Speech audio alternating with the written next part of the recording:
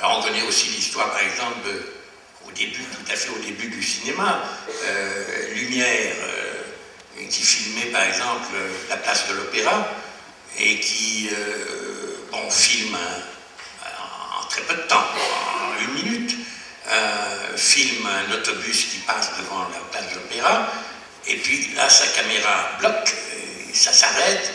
Alors aussitôt il dégage la pellicule, et puis il reprend la manivelle, et là devant sa caméra passe un corbillard. Alors l'autobus était devenu un corbillard. Bon, premier film, au fond, c'est une vision surréaliste, mais c'est ça aussi le cinéma. Alors il n'y avait pas de trucage, c'était un trucage involontaire. Que Bérégovoy avait été assassiné. Et j'ai cherché pourquoi il avait pu être assassiné. J'ai trouvé des raisons qui m'ont paru tenir la route. Et là encore, personne n'avait envie que ce film se fasse. À droite, à gauche, personne ne souhaitait que ce film se fasse. Il aurait éclaboussé trop de monde. Bon, non seulement j'ai pas fait de film, mais France Télévisions a mis en chantier très rapidement un film sur la mort de Bérégovoy qui concluait d'une manière définitive, absolue, au suicide de Bérégovoy. Bon. Et effectivement, ça, du coup, ça empêchait, au cas où, par exemple, Canal ou des gens mal intentionnés m'auraient suivi dans le projet, c'était pas impossible, ça grillait pratiquement la possibilité de ce projet.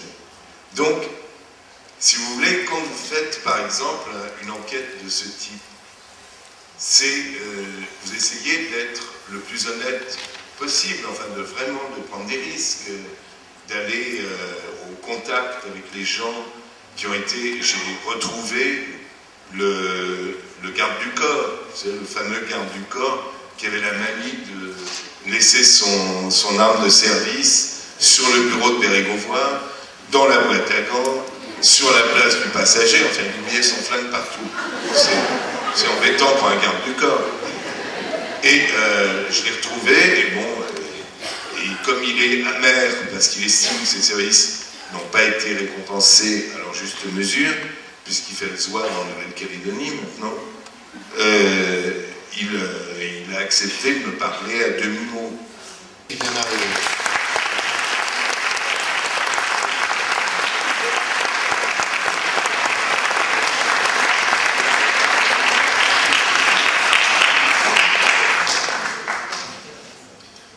On va peut-être résumer ce qui a déjà été dit.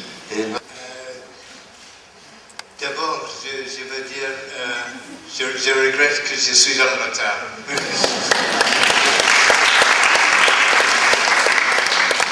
C'est le neige anglais.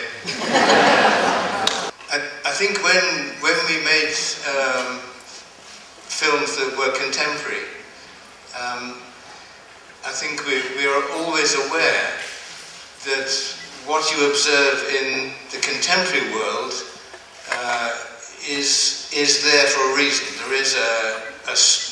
There is a past that determines the present. Je pense que lorsque l'on fait des films contemporains, qu'on observe le monde contemporain, on se rend compte que les choses sont là pour une raison, qu'il y a un passé et que c'est ce passé qui crée notre présent. And those, as you say, those critical moments in history have been decisive. Et en effet, il y a des moments critiques qui sont décisifs, qui sont des moments charnières dans l'histoire.